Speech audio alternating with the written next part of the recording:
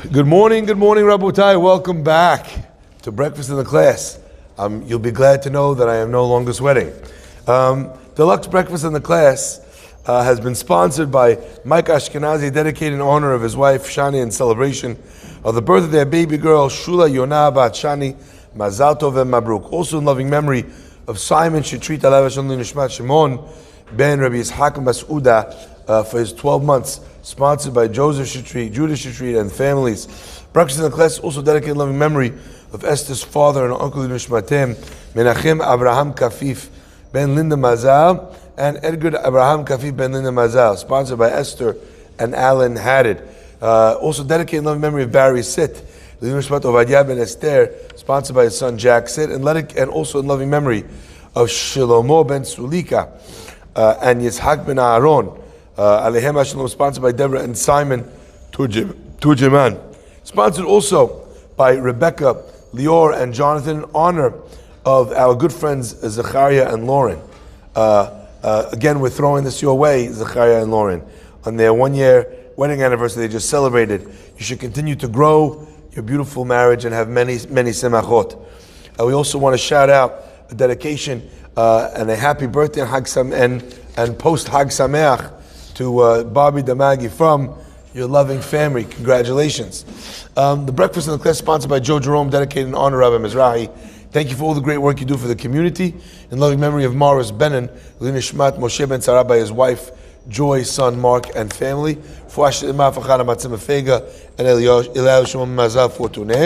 The learning for this entire week is dedicated by the Torah Center founders, Soli and Pauline Asa, dedicated in loving memory of Eddie Misri. Allah Shalom Nishmat Ezra Ben Victoria, and his yard site was just now. So we remember him dearly as a pillar of Torah, of Hesed, of Neim, Halichot Yisrael. And finally, the week of Kobu sponsored by David E. Ash in honor of you and your substantial capacity good today and every day. Mechila for the extended dedications. There's always a few more when we come back after being away for some time. My friends, let us begin. Our parasha leads us in to a very specific halakha. But it leads us in with a backstory reference. Vayidaber Hashem el Moshe, God spoke to Moshe, Acharei Mot shnei bnei Aaron, after the death of the two sons of Aaron, saying, Daber bnei Yisrael achicha, Ve'al yavo b'chol et el hakodesh, he shouldn't come in whenever he wants. V'lo yamut, and included in these mitzvot are the appropriate time and place and presentation for the Kohanim to come into the Beit HaMikdash. But the words are, he should not come in whenever he wants to the Kodesh HaKodashim, as well with a certain other restrictions for coming to the Beit HaMikdash. Ve'lo yamut, and he should not die. Rashi says on the spot, Ma Talmud Lomar, what is the Torah trying to teach you? Haya Rabbi Elazar ben Azariah Moshlo Mashal. Rabbi Elazar ben Azariah, great Torah scholar, okay? Rabbi Elazar ben Azariah, appointed to be the head rabbi at a tender young age. You can imagine, by the way, just imagine for 1 second that I became the rabbi of this synagogue at the age of 18 years old. Could you imagine? How would you relate to me if I came in here 18 years old? Pretty close. I was pretty close. I was over 40. Maybe I gave the appearance of a youngster, of a young'un, but still, my friends, I was nowhere near 18. Could you imagine a rabbi of a synagogue 18 years old? Would you give him kabod? How would you relate to him? I'll tell you one thing. You know what no one would say about that guy? That he's not a genius. You'd at least respect how smart he was, right? Maybe you feel he doesn't have life experience, but how smart do you have to be appointed a rabbi at 18 years old? Now, imagine in a city where there's not so many rabbis, it's a pretty big deal, right? How many rabbis are there in Manhattan? Not very few, but also not so many. Imagine I was living in Brooklyn, and they made me the rabbi of Shaarei Tzion at the age of 18. What would you say? You'd say his last name is Kassin, right? The guy comes from a royal family. That's why he became the rabbi, because He's a part of this dynasty, starting with Ham Yaakov. I can understand that. But if my name was not Kassin, my name was not Ben Haim, my name was not Farhi, my name was not one of the names of the rabbis, Maselton, Ozeri, Sutton. Let's say I had none of the names. My name was Mackenzie. I don't know. Whatever my name was. 18 years old, rabbi in the dome. What would you say? You'd say this guy is unbelievable, right? And I'm going to make my point with this in just a second. First, let me tell you what this rabbi said. Now, if that's the case in Brooklyn, you'd be very impressed. Could you imagine you're a rabbi living in the times of the Tanaim? When your contemporaries are Rabban Gamliel, who he was appointed rabbi when they ousted him. These are who he's living with. These are his contemporaries. Okay? No, he's 18 years old. Now, my friends, it's a pretty big deal.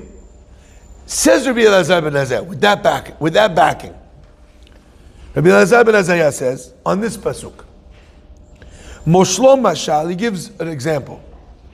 You have two sick people. Okay, even back then, they were doing A/B testing. Okay, the first guy's not well, walks in. The doctor tells him, "Listen, I want you to take this medicine. I want you to stay away from the good stuff, from the whiskey. I want you to stay away from the wine, stay away from the steak." Right? It's always like that, by the way, isn't it? Right? I've never heard of a doctor say, "Listen, I have terrible news. You're really not well. No alfalfa for you. 0 Brussels sprouts shall be consumed." Right? Stay far away from chia seeds. Says, right? That's not a thing. I don't know why. Only the good stuff they take away from us, right? Doctor says, no wine, no meat, no this, no that. The second patient brings him in. He says, listen, don't have wine, don't have meat, don't have whiskey, so that you shouldn't die like Mr. Finkelstein over there. What do you mean over there? Guy in the first row in the cemetery. Look, you could see it from here. What's a more effective approach in getting the guy to adhere to his new diet? When you tell him, so you shouldn't die like that guy. Of course, it can make more of an impact. Says Rabbi Elazar ben Azariah, that's what the pasuk is saying over here. Vayidaber Hashem el Moshe, thank you very much. Hashem said to Moshe, after the death of the 2 sons of Aaron, don't do this and you shouldn't die. What is he really saying to him? He's saying don't die like that guy. בא אחר ואמר לו, אל תאכל צונן ואל תשכב, בטף שלו תמות, כדרך שמת פלוני, זה זריזו יותר מן הראשון. This one was more energized, was more pushed than the first one. לקח נאמר, אחרי מות שני בני אהרון. Now, the reason why I wanted to share this is because I kind of feel like Rabbi Elazar ben Azariah is the point of his own teaching. What is he telling us about this pasuk? He's communicating something that I think is very important and very powerful when we're studying Torah. You know, if God says this to Aaron, now again, I want to point out how outlandish this might seem. We have a teaching about Aaron HaKohen, correct? It says that Aaron did what Hashem commanded him to do. Rashi, on that spot, if you remember, we read, La'agid shvacho shel Aaron, to tell you the praise of Aaron, shelo shina, that he did not change one thing from what God had commanded him. Aaron always did exactly what you said to do. Aaron was very, very tamim together with Hashem in that way. Okay? That was the nature of Aaron. That was the way he behaved. So of all people, to tell Aaron, do what I'm telling you, because if not, these are the ramifications. And not only are these the ramifications theologically, intellectually, but rather these are the ramifications historically. Look at your sons who passed away because of this. Did Aaron need that extra push? No. And still you see God gave it to him by couching the phrase in Acharei Mot Shnei Bnei Aaron What we're meant to learn from here is that even someone as great as Aaron, even a Sadiq, even a religious person, needs to be engaged in Torah in a way where the Torah comes to life, comes to practical application, comes to practical ramification in their lives. Because otherwise, they are not pushed as much as they can be pushed. And my friends, in the study of Torah, if we are not doing that, then we are not taking full advantage of the mechanisms we have in our arsenal, in our disposal, to be able to become as great as we could be in following the ways of the Torah. Says Rabbi Elazar ben Azariah, great Torah scholar, and you know what he's doing? He's giving us mishalim. He's telling us stories. The guy is an ultimate genius. Imagine you went to Albert Einstein, one of the most brilliant scientists, most brilliant physicists that the world has ever known. And he comes to university and he's giving a lecture on campus. After he makes his way through the anti-Israel protests, he finally gets to his, to his lecture theater, and he sits down and he says, let me tell you a story. All the students say, we don't want to hear stories. No, just let's kick us right in. Start writing the equations on the board, baby. E equals MC squared. Hit us with your best shots. Don't tell me stories. My friends, sometimes you hear that from people in the kehillah, in the community. They're like, Rabbi, we don't like when rabbis tell stories. We don't, we'd rather learn what it says. Let us treat us like adults. My friends, there's no one who's a bigger adult than God. And God is telling you, I know how humans work. I made them.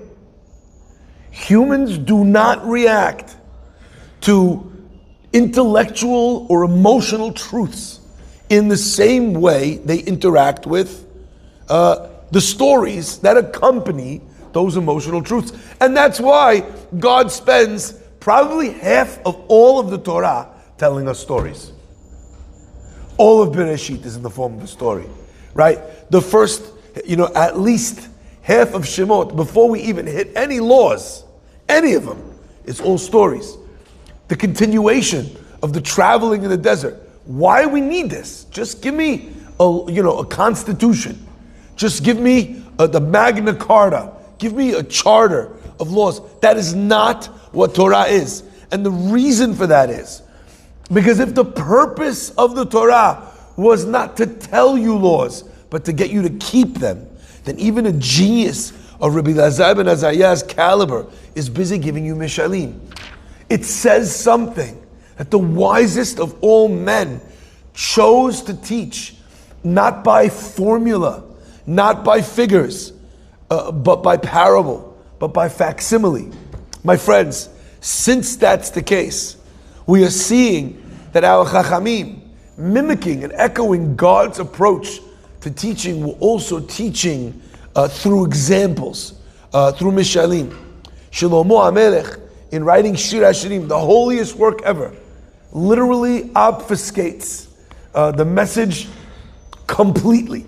In Mishleh, in Kohelet, all the same thing. He's not telling you what to do. He's giving you advice coming from the place of a person with lived experience. So my friends, our takeaway from this is specifically to learn to make the Torah come alive. And let me explain. Coming alive doesn't only mean in drama, in energy, in excitement. It means that the understanding needs to be driven by practical applications. Let me give you an example for this idea. In Mishleh, there's a beautiful pasuk.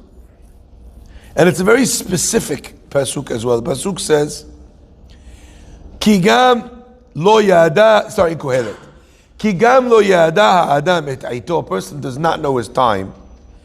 Kedagim ha'ne'echazim b'mtzuda ra'ah.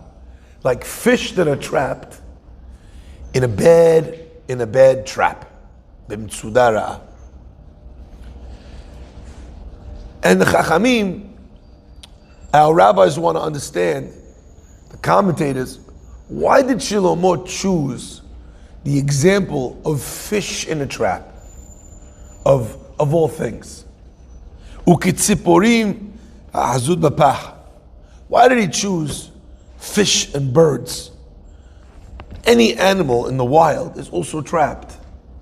What is the difference between this trap of the fisherman and the trap and many other traps? Why did Shlomo HaMelech specify?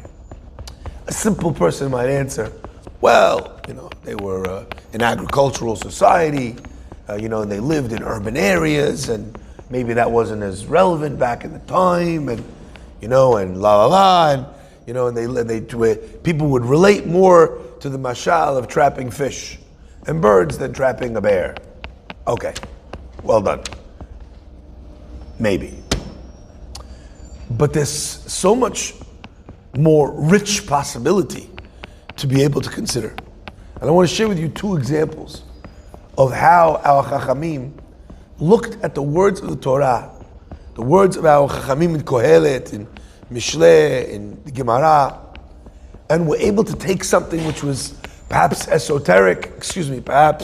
unrelatable, not in an esoteric way, but unrelatable, and make it something that was immediately applicable to every single person, no matter where they came from. I'm looking around this room today, and I'm seeing people who have many different types of jobs, who come from many types of backgrounds, who are in various stages of their life, who have many different worries and fears and challenges. And I'm sure that the width of that barometer, the width of that spectrum of experience only widens exponentially if I look into the camera and think and contemplate of the type of people listening to this in many different countries around the world, right? How could it be that something would speak to people in a universal way? Surely the experience itself talks to people who have experienced only that experience. But listen to this. My friends, in the Sefer Ohel Moshe, he relates that Rav Shlomo Zalman Auerbach was once at a Brit Milah. And someone came to him and asked him, at this Brit Milah, what's going on over here? What is this? What's the pshat in this Mashal Shlomo HaMelech that people don't know their time like fish in a trap? And he said something unbelievable. He said, if you know how fishermen work, not when they fish with a fishing wire, not when they're harpooning something, a la Ahab, right? They're doing something over here, we're talking about very different. They would take their nets, spread the nets out in the bottom of the ocean floor, or somewhere deep in the ocean, or just off of their boat. What would happen? The fish would swim into this trap, right? Not realizing that at the given moment, the fisherman would suddenly, hit a pulley or stop yanking it up, and suddenly the very far corners of the trap would be pulled together, pulling up this big net too fast for the fish to swim the great distance from the middle of the net to the outskirts to the safety. So he said, Rav Shlomo Zalman, the same is true about a person. A person does not know when their time is going to arrive. And sometimes we have situations in life which only underscore that concept, and make that concept come into sharp relief. You think about, unfortunately, the events that happened in Eretz Israel. A bunch of people just at a party, people living in their homes. We weren't at war. There wasn't anything telling us to be upset or nervous or worried or fearful. And in a span of minutes, the lives of young, old, were snuffed out or taken to a horrible turn, shoved underground. Mi yodea ma yeled yom. A person does not know when is their time. But these words are not only about life and death. You have a person who's sitting pretty. Their whole life, they lived with financial independence. They grew up in a wealthy home. They started a very wonderful business. They lived the high life, and then all of a sudden what happens? Acharei Mot, 2008. Massive subprime crash. The whole world goes under. People who their whole lives never had anything to worry about, lost everything. And then how long did it take? Right, when the news broke in Lehman Brothers, I remember I was in London at the time, swept the world like instantaneously. The failure of the banks. In a matter of days, you can't, at that point, you can't get yourself out. You're too deep in, you're too highly leveraged, there's too much interest, etc., etc. Said Rav Shlomo Zalman, a person doesn't know their time for whatever. And in that way, they're compared to these fish. You swim into a trap. You don't realize, by the way, it's not that you're in the trap that day. You were in the trap when you took out your mortgage at a 10% down payment back in the day. You were in the trap when you were spending far more than you were able to because credit card companies lent you money without even bothering to check if you actually make that kind of money that you said that you make. You were in that trap in your marriage when you started ignoring your wife or your husband's needs or sensitivity. You think your marriage ended today, your marriage ended 10 years ago. You think your relationship with your child deteriorated because you said something and then the relationship fell apart. I can promise you one thing. If you had a very healthy relationship, that one comment would not have broken the camel's back. You've been borrowing against that camel's back for so long you didn't realize the relationship was already over. A person does not realize ito. What is Shlomo HaMelech talking about? Well, there's another statement that he makes regarding ito. Lakol zeman va'et. For everything in the human experience, there's a time, there's a season. And oftentimes, we let ourselves get so deep into something that we are the fish in the fisherman's trap. We don't realize that all it's going to take at that moment when we're deep in the netting is going to take for him to cut the rope, for him to push the button. And at that point, he doesn't need to find us. He doesn't need to trap us. We're already there. The Yetzer Hara, my friends, operates in this way on each and every occasion that he can. He gets you to do small things, simple things. And the crazy thing is, in football we talk about football being a game of inches. They're pulling out the chains, they're marking where the ball is. But life is a game of inches. That guy who lost everything has to go bankrupt. It was inches. It was that extra point of interest that he took without thinking that drowned. Just that extra percentage of leverage. Just that extra amount that he was borrowing against his stock portfolio.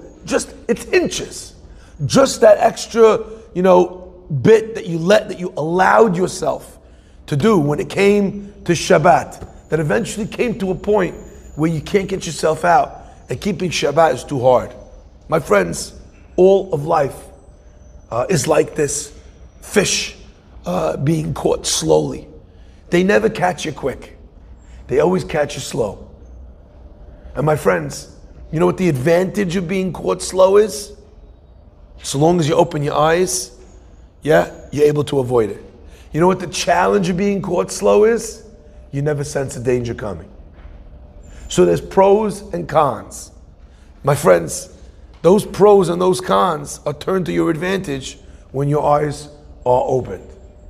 A second idea, and we'll end with this, of the comparison of Shlomo HaMelech, of a person not knowing their time, like fish in a trap.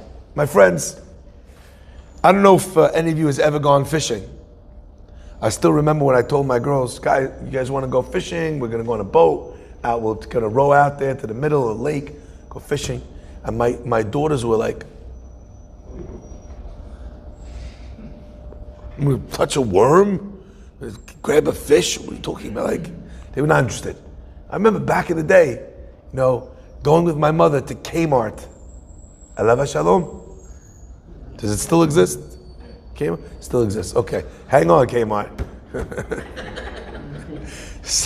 Stay in there with your Dickies dungarees. Okay. Anyway, I go to Kmart before camp, Shift Day Israel. Buy yourself a fishing tackle box, right? Plastic with all different, the weights. I don't think I knew the difference, right? But I have had that box, come, right? To go to camp, to fish in the lake, catch a fish this big, okay? But either way, I remember learning the craziest thing. You don't actually have to fish with worms. You don't actually need to put a small fish on the line. There's something, even for people who think that worms and fish are icky. What's it called? It's called a lure. What's a lure? Fake fish. Fake fish.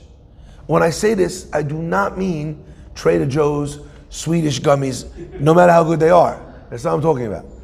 They have these little things that are shiny, speckled, piece of metal. You attach it to the end of your line, and when you're pulling it through the water, what does it look like? Looks like a fish. So you don't want to touch. You're still going to have an issue when you reel it in. So, you could fish safely without the ick factor, assuming you're very happy to catch nothing. You're still going to have to take it off the line when you actually catch something, okay? But the idea that you could have a fish throw its life away, die on your line, get cooked for dinner, and for what?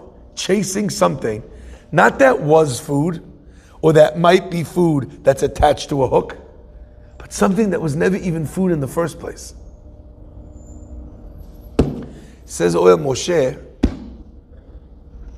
such, my friends, is the experience of the fish b'mitzuda. The fisherman will go and he'll take out a little bit of a bread and he'll crumple up some old bread in the water.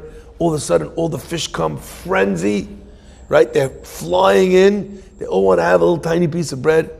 And what did they not realize? That it was in that bread that they gave up their entire freedom, their life, for a tiny crumb of bread, which actually is not going to do anything for them.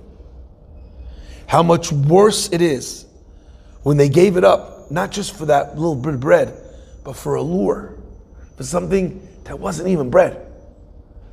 My friends, every morning and every afternoon, a Jew says, Poteach et yadecha umazbiya l'chol hayratzon. Hazi, I was in a Sephardic shul once that was attended by an Ashkenaz fellow. And all of a sudden, they said, Poteach et yadecha, and 98% of the room went like this and looked up. This Ashkenaz guy had never seen that before. He's looking. He thinks it's leaking in the house. I never laughed so hard in my life, by the way. For the rest of Mincha, that's going like this. He's trying to see what it was. We look up. We know that God sustains everybody. He gives everyone what they need. My friends, understand that when you go out there in the workplace and there are deals pending, and there's things to buy, and there's moves to make, when a person is lured into doing something that they should not do, when a person is enticed into taking a business deal, cheating a friend of mine told me, heartbreaking, that they were on a trip and they were in Israel, a solidarity trip, and there was a fellow who was bringing helmets and vests to soldiers, and they had been sponsored by some groups in America. Anyway, this guy comes to the base and he sees the guy who's supposed to be giving out these vests and he's selling them to soldiers. And the guy said to him, "What are you doing? They're sponsored." The guy said, "Oh, no. The sponsored ones were for specific people. Right? These are not the sponsored ones. Like, you know what they say in Hebrew? O sheken, o shelo. Either it's true and the guy is telling the truth, or shelo, and the guy's a crook. My friends, could you imagine someone who's in a country where people are being shot at, and someone has sponsored a vest or a helmet? He's got this in his hands, and he could turn around and sell that object after it was paid for already, and take money from a soldier for it. How could that be? You know what the answer is? I mean, again, it's a terrible thing to think, but there's a lot of people who, when it comes to business and it comes to money, they're unfortunately not scrupulously honest. They're overcharging for products, overcharging for medicines. I just came back from Colombia, and I remember I saw there was a pharmacy in the airport. So I went to the pharmacy, I needed something, and someone told me you could buy any medication there. You don't even need prescription. So I walked up there, there was something that I take we had in our family. We had gout, right? Not everybody, but in our genes. So one of the medicines we take, and others in my family take it for other things, it's called colchicine. Anyway, how much does it cost in this country? I think $7 a pill, $8 a pill. How much does it cost in other countries? Pennies. Get it right over the counter. By the way, it's just another thing. The idea that you need a prescription to get drugs is in and of itself something that we've been trained on so much that we're like, we can't believe that there's a place where they'll just let you buy something and they trust that you're not abusing prescription drugs. Like, there's such a place that adults are making responsible decisions. Holy cow! Right? It's so crazy that we think that they're crazy, when meanwhile, this is the place that's nuts, right? Like, it's a problem that you're going to sell somebody something that's going to kill him, and the guy's going to buy it willingly. So, they're crazy, not us. But over there, it's pennies on the dollar, right? Why? Why is it pennies? Because someone decided to patent it and jack the prices.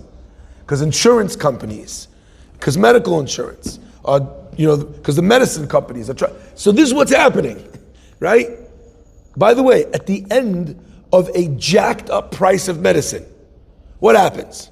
Someone who doesn't have coverage, can't afford to buy that medicine, what happens?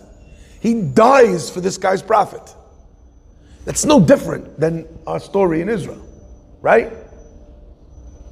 But my friends, if you believe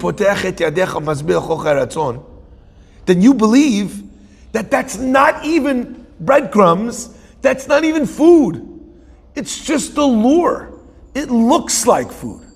And what you swam after and what you wound up letting yourself get caught on the hook of the Yetzer Hara for was for nothing. And perhaps that's what Shlomo HaMelech was communicating by comparing it to Dagim b'Mitzudah. My friends, from all of this, from Elazar ben Azariah teaching us, Rabbi Elazar ben Azariah teaching us the example of Acharei Mot Shnei Bnei Aaron, from the Mashal of Shlomo HaMelech, from these Pesukim we learn, from these ideas we learn, that the Torah always chose to teach in a way where it was relatable to your life. That teaches us as parents, as educators, to always teach Torah in a relatable way. But it also is an obligation upon each and every one of us, who themselves is trying to be a good Jew, to be able to try and take these lessons off of the page, to animate them, to give them immediate relevance and practical application. And through that, the Torah will be the life-changing force that it was designed to be by HaKadosh Baruch Hu. Baruch Adonai Le'olam. Amen ve'amen. Rabbi Chananya ben Akasha